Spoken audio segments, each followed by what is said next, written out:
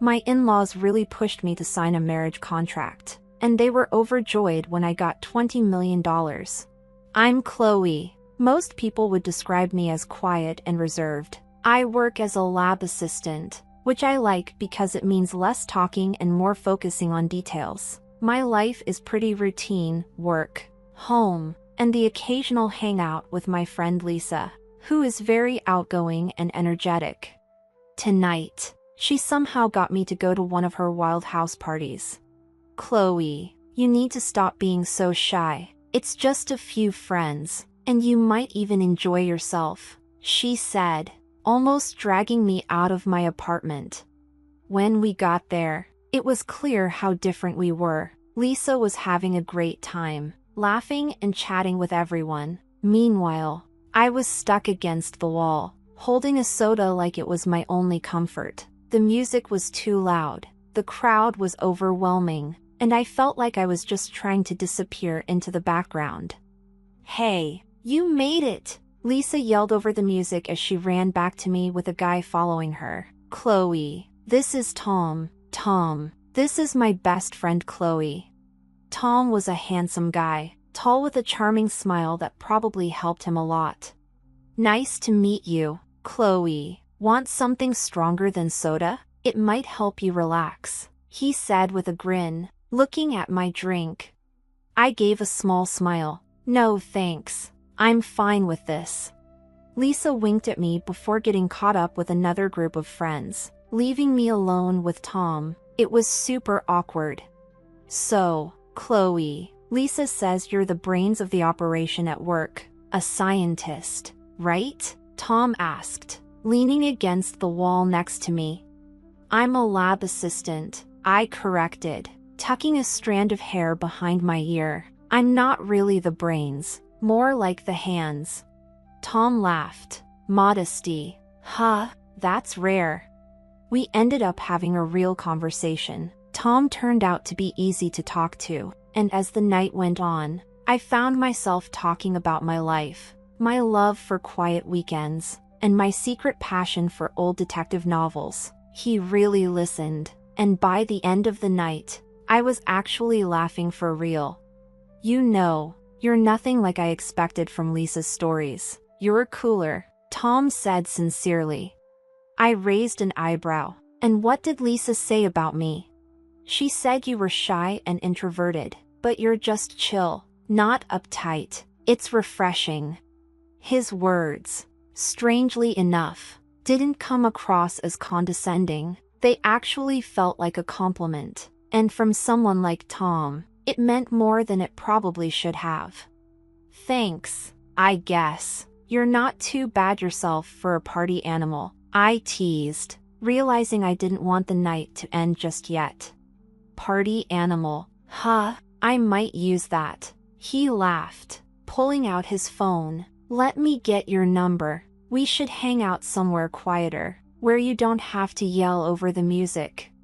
I hesitated for a moment, my old fears whispering that it might be a mistake, but then I typed my number into his phone. Okay, but if you make me go to another party, we're going to have a problem, I warned him. Deal. No parties. Maybe just coffee or something, he promised with a smile that made me think maybe stepping out of my comfort zone wasn't such a bad idea after all. A few months after that party, things had become quite serious between us. I remember it was a chilly autumn evening when he proposed. We were walking through the park, leaves crunching under our feet, when he suddenly stopped and looked at me with eyes that seemed to see right into my soul. Chloe, I've been thinking, Tom began, looking a bit nervous, which was unusual for him. He was usually so smooth. I don't want to spend another day without knowing you're officially mine. Will you marry me? He took out a small box from his pocket and opened it to show a simple but beautiful ring. I nodded, my voice barely above a whisper. Yes, I'll marry you. The happiness on his face was clear. We spent the rest of the evening dreaming about our future and making plans that felt like they were coming true. But the real challenge came when we decided it was time to meet his parents. Tom had mentioned them a few times, but he always kept the details vague. When the day arrived, we drove to their house in the suburbs. It was a big, grand place that showed off old wealth and pride. Tom held my hand tightly as we rang the doorbell, giving me a reassuring smile. His mom, Mrs. White, answered the door. Her smile was polite but didn't reach her eyes. "Thomas, you're here, and this must be Chloe," she said, her voice smooth but distant. Mrs. White led us into a fancy sitting room where Mr. White was waiting. He looked serious and had a sharp gaze that seemed to be evaluating me. "So, Chloe, Tom tells us you work in a lab. That must be interesting," Mr. White said, his tone making it clear he wasn't impressed. "It's rewarding work," I replied, trying to stay calm despite the judgment I felt with every word. "We were quite surprised to hear about the engagement," Mrs. White said. "Weren't we, dear?" She looked at her husband, who nodded stiffly. "Yes, quite unexpected, Chloe. We want what's best for Tom, and I hope you understand that," Mr. White added, his words heavy with unspoken meaning.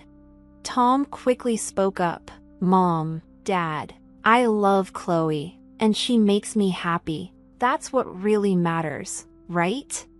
"Of course, dear, but you need to be practical too," Mrs. White said, her eyes cold and calculating. "We'd like you both to consider signing a prenuptial agreement. It's just a formality, really, to protect both your futures." I felt conflicted. My heart ached at how formal and businesslike this was, especially when it should have been a joyful moment. But I loved Tom, and if this was part of being with him, maybe it was worth it. "If you think it's best," I said finally, trying to hide the hurt in my voice.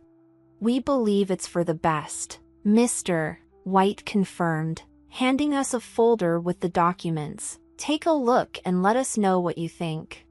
The drive back was quiet. I kept thinking about the papers in my lap, but I figured that love was worth taking a chance, even if it meant signing a document to prove it.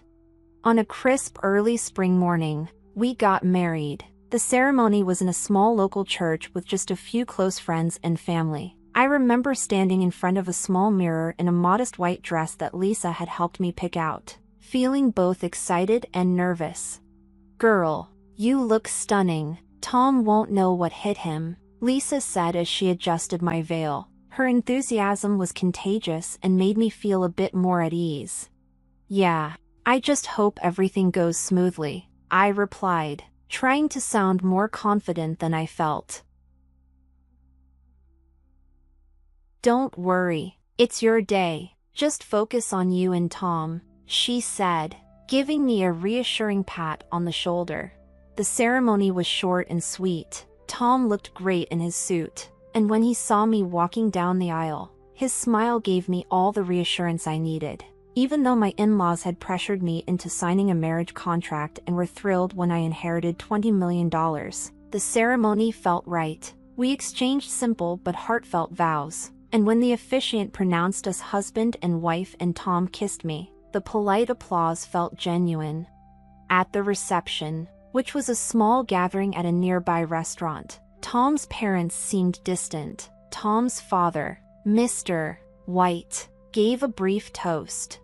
"We're here to celebrate Tom and Chloe," he said, his voice lacking warmth. "May your union bring you the happiness you seek." It felt so formal and cold, almost like a business transaction, but I focused on the people who were genuinely happy for us, like Lisa, who was already on her third glass of champagne and excitedly telling anyone who would listen about how Tom and I met. The day ended, and with it, our simple but meaningful wedding wrapped up. We drove to our new home, Tom's place, where I would be moving in. It was a nice house, not too far from his parents, which meant his mom, Mrs. White, was over a lot. Every time she visited, she'd casually remind me that everything in the house was Tom's and that I couldn't claim any of it in case of a divorce. "Remember, Chloe, none of this is yours," she'd say with a smile that made my skin crawl. I'd just smile awkwardly, trying to hide my discomfort. Tom would laugh it off, giving me a hug. "Mom's just joking. Don't take her seriously." He'd chuckle, but his laughter never reached his eyes. It was clear this was her way of reminding me that I was an outsider.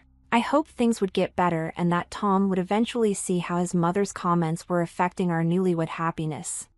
I tried to make the best of it, focusing on setting up our home to make it feel like ours, not just Tom's. But no matter how hard I tried, Tom's parents, especially Mrs. White, made it challenging.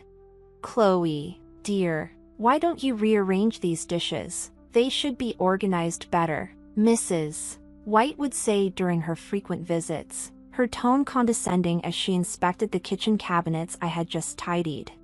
I'd force a polite smile, gripping the edge of the countertop tightly. "Of course, I'll take care of it," I'd reply, trying to keep my frustration out of my voice.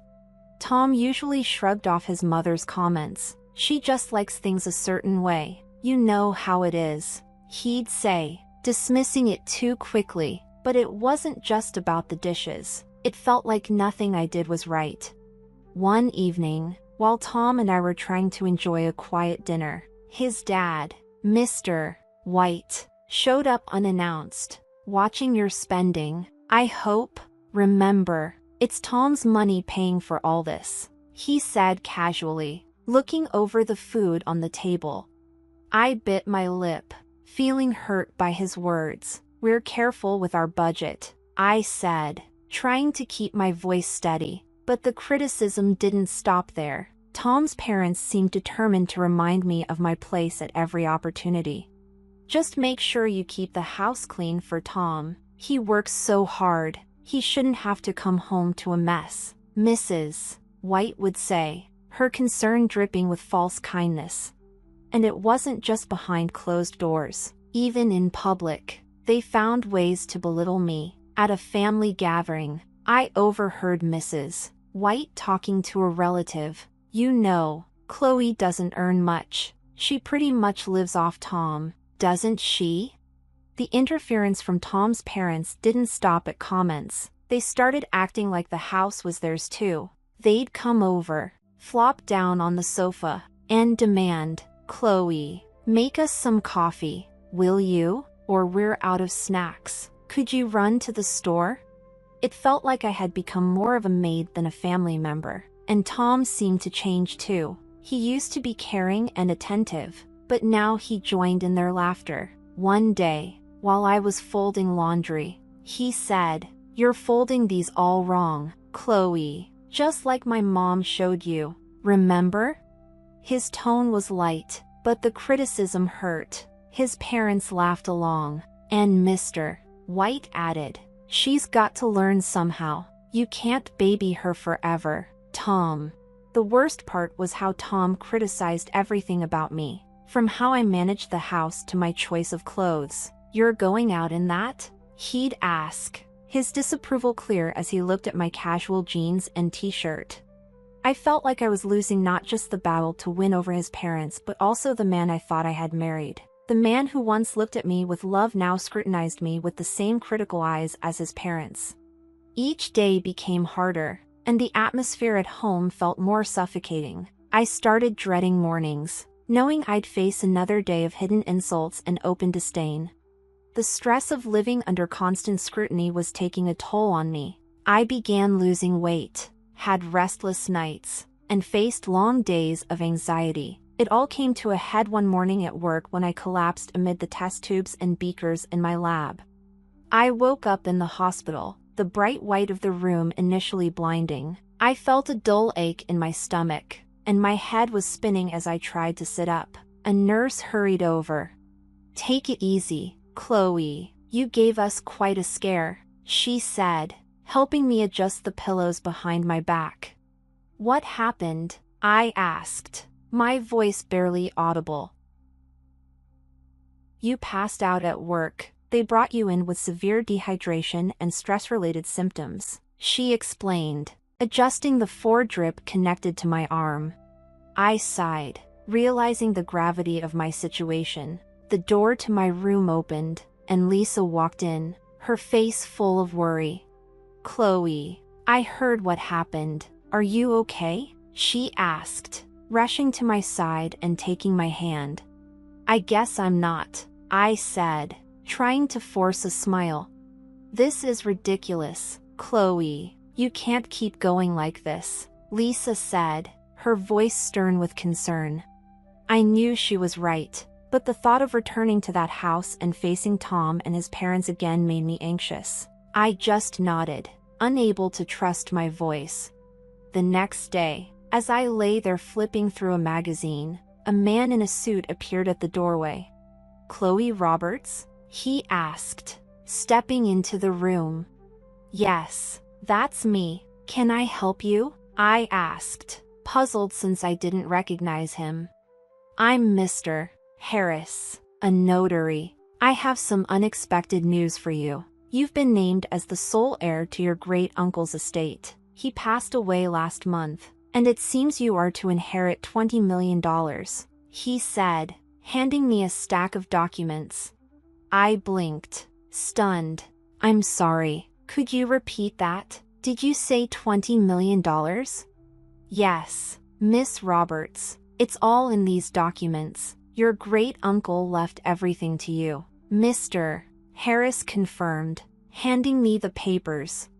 I was in shock. I barely knew him, but he remembered me. "If you have any questions or need help with the inheritance process, I'm here to assist," Mr. Harris offered. The news was overwhelming. As Mr. Harris left, my mind raced with the possibilities. My phone beeped with a text from Tom, the first since I'd been hospitalized. "Hey, heard about your uncle. Sorry for your loss. How are you feeling?" the message read. I stared at the screen, feeling a mix of emotions. Suddenly wealthy, I felt more isolated than ever. "Getting better," I texted back, not ready to share the news of the inheritance.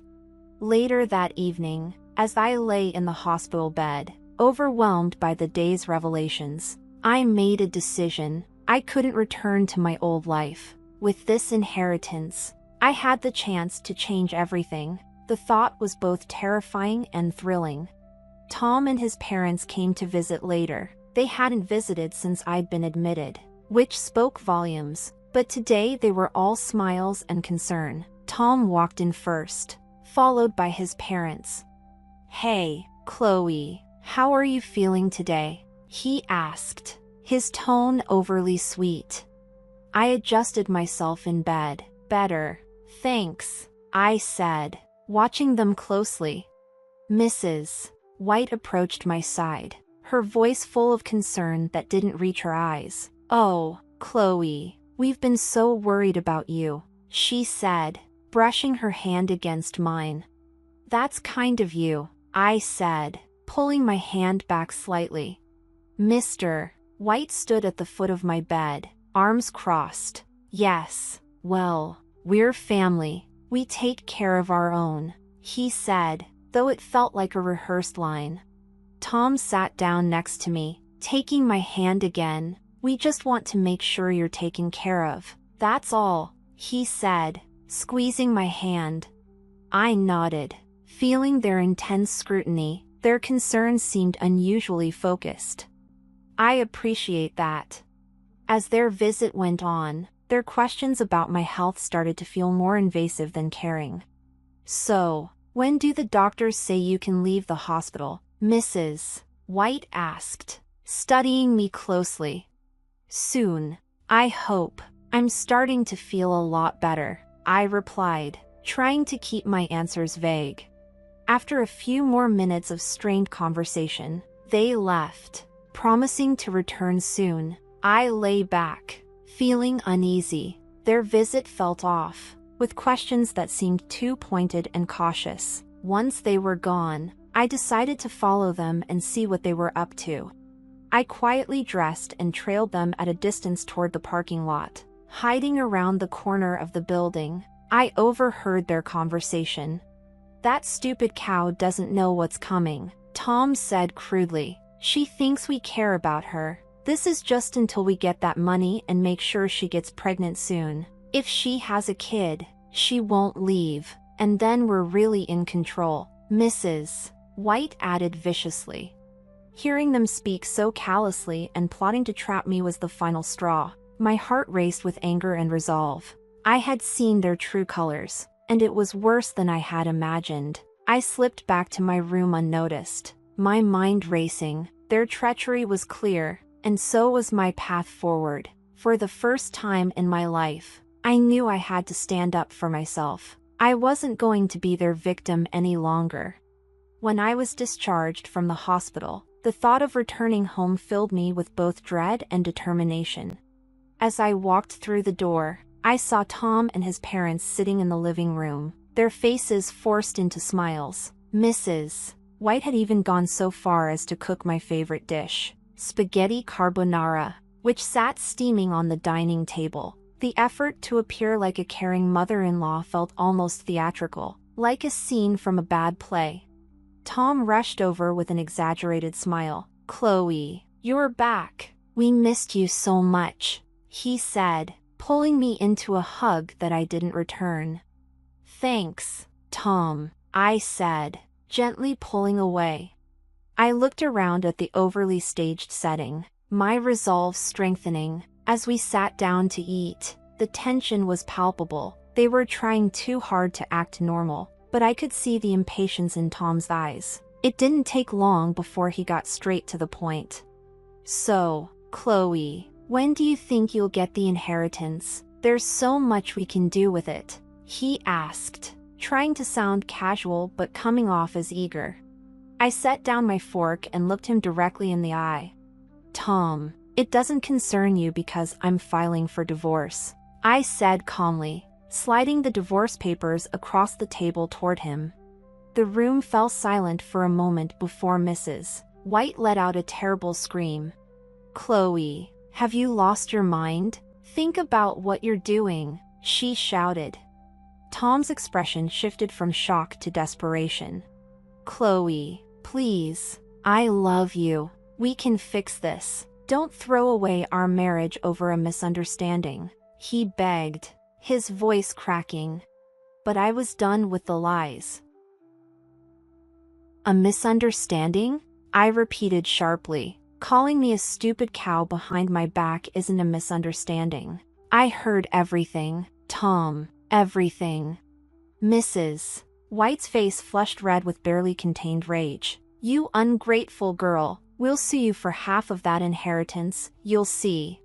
I reached into my bag and pulled out a copy of the prenuptial agreement.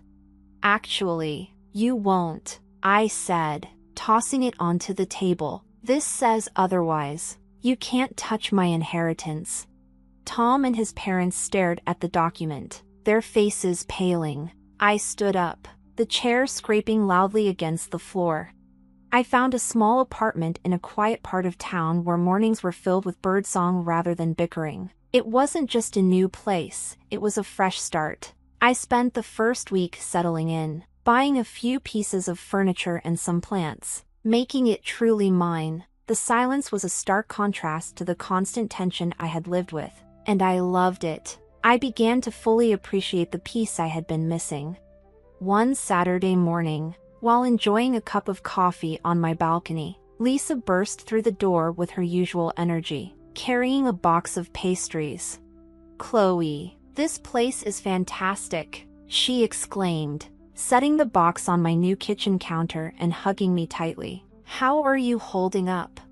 "Better than I have in years, honestly," I replied, pouring her a cup of coffee. "It's like I can finally think straight without all the noise." Lisa chuckled as she sipped her coffee. "I told you, you just needed to get out of that madhouse. So what's next for our free woman?" she asked, her eyes twinkling with curiosity. "I've been thinking about that a lot," I said, leaning against the counter. "For now, I'm just enjoying the peace and planning my next step. Eventually, I want to buy a big house and get involved in charity work."